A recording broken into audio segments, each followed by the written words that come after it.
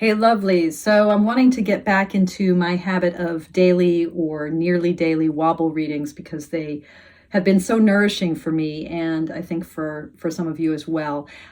I have been busy, which is why I haven't been posting lately.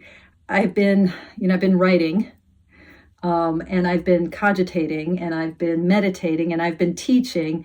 I've been thinking especially about ways of engagement in these are troubled times, this ongoing shitstorm that is certainly the United States of America. But yeah, yeah. So, with that in mind, one of the ways I want to engage is coming up this Friday, February 28th, which is a day that many of us are going to be partaking in what's been called an economic blackout, or what the lovely Rhonda McGee calls a peaceful economic pause. I like that language of the economic pause. But a day from midnight on Thursday, the 27th, to midnight on February 28th, a day of abstaining from purchasing, particularly purchasing from big box stores, from our online vendors. At the most basic and obvious level, this is about kind of saying no to corporate greed, to oligarchy, to all the ways in which our world is being hijacked, simply by greed, by the lowest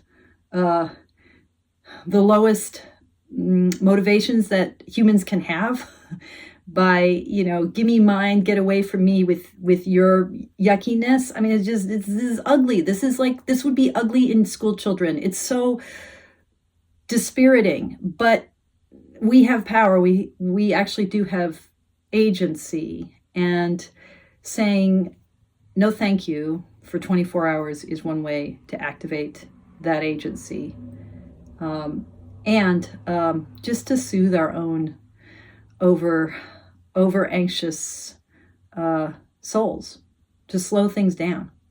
I'm all about, let's slow it down, right? Let's slow it down. So February 28th, midnight to midnight. If you do need to buy something for necessity, if there's purchasing that needs to happen, keep it local, keep it small, keep it mom and pop, right? Stay away from the corporations. The second engagement, which is mine, this is just Estee's idea, is March 15th, what some call the Ides of March, as in the moment of Caesar's assassination. The Ides of March, right? I'm calling it the eyes of March, and encouraging a day of no scrolling, of staying off social media, of slowing down, of stepping away from screens, with this exception, which is that in March, my monthly community Zoom, which happens typically on the third Sunday of the month, will happen that Saturday, March 15th at 8 a.m. Pacific time. And it will be a special community Zoom. It'll be more meditative, a little bit lower key, no PowerPoint, just an opportunity. I will, I'm sure, because it's me, pull some cards, say some words, and then also do some guided meditation, and we'll see how things unfold. So the Eyes of March, again, midnight to midnight, no scrolling, no social media, put down our phones, take back our eyes, right? Shuffle, don't scroll. Okay, February 28th, March 15th, with that in mind, I want to do today's Wobble reading. And I'm featuring a deck that I've had for a couple months now. It came up, I think, on the Mindful Tarot Facebook. I'm trying to remember where I saw it. It's so cool. Moonlit Hermit. What's the artist's name? I can't remember his name. Jay Swafford. Moonlit Hermit. And it is a hand-cut and collage deck based on the imagery of the Marseille in this really beautiful sort of, I don't know how to, it's slightly plasticized linen, really nice in the hands. and vibrant, vibrant colors, and these wacky hand-cut collage, really kind of, this is the world of analog. It's a pip deck. Oh, it's just so fun. And so it's irreverent, it's funny, it's vibrant. Okay, so I'm going to shuffle up my Moonlit Hermit and do a little bit of a wobble. Yeah. What am I feeling? I'm not even sure what I'm feeling. I'm feeling some agitation. I was feeling a couple days ago, and I just didn't have time to do a reading, but I was feeling quite angry.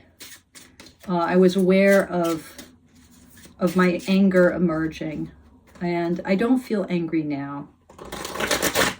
Anger is an interesting emotion. People often think of it as a secondary emotion, the kind of more forward thrusting feeling state when there's other stuff that's harder to get at: sadness, shame, fear.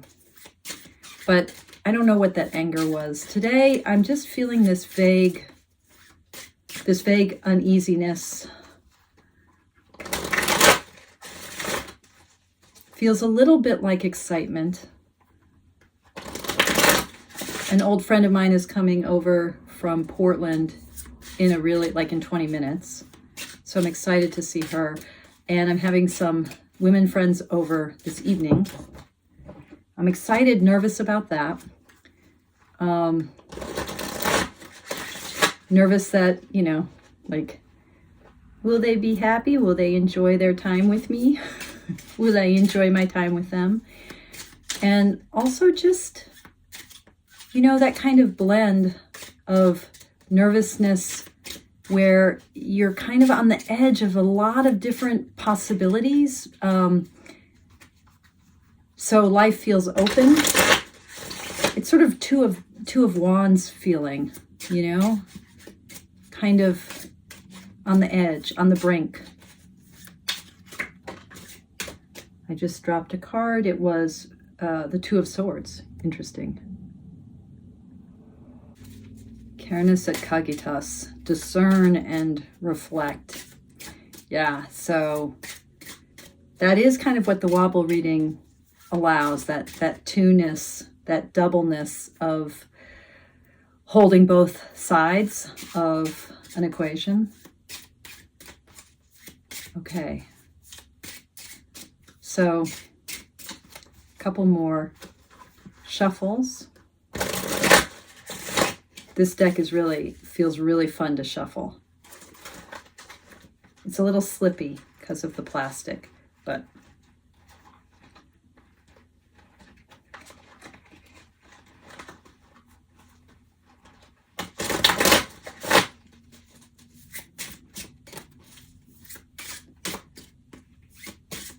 okay. So what is this agitation right now? What is going on? This kind of unsettled feeling. And I got the Two of Wands. Okay. Well, I did call it. And the Nine of Cups. No, the Nine of Cups. What the heck? Why is that the Nine of Cups?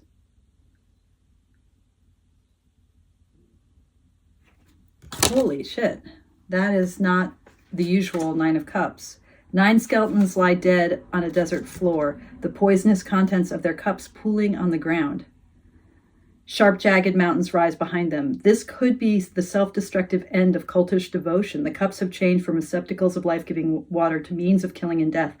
Oh, because he's working with is he working with Thoth? I'm not sure what. Okay, so, all right. But I do, the Nine of Cups, even with the kind of, the way I think of nines as the energy culminating in the self and the sort of traditional Waite Smith imagery of the nine. I'll plop that image in here if I can. it is a shadowy card for me. It's like this self-satisfaction. Something has emptied out here. Oh, okay. I thought that was my friend. It wasn't.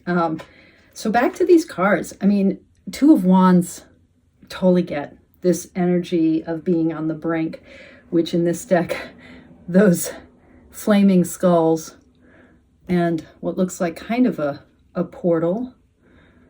X marks the spot. I mean, it's tricky, right? To be on the edge of a vortex.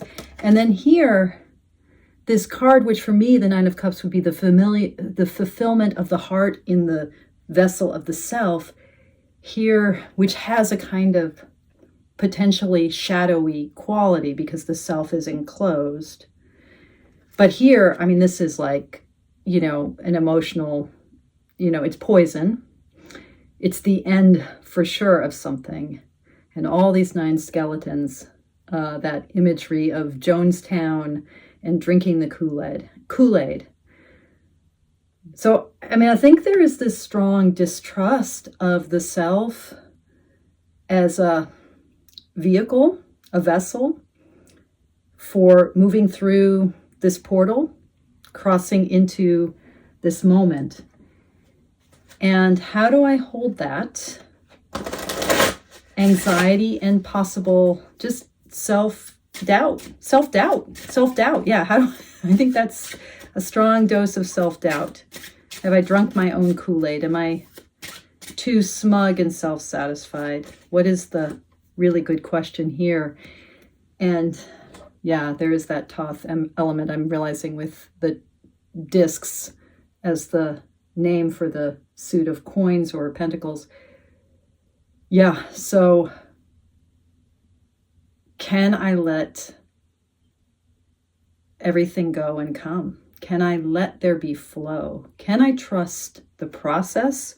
I mean, that sounds so fucking cliche, but can I trust the process? Can I trust the flow? Can I trust the world of change? Can I trust my own eyes? Can I trust the process? Okay, there you have it. Eyes of March on the 15th. Can I trust my own eyes? Can I trust the process? And then February 28th, economic pause, y'all. Thank you all for your practice. Thank you for joining me today. May you be well.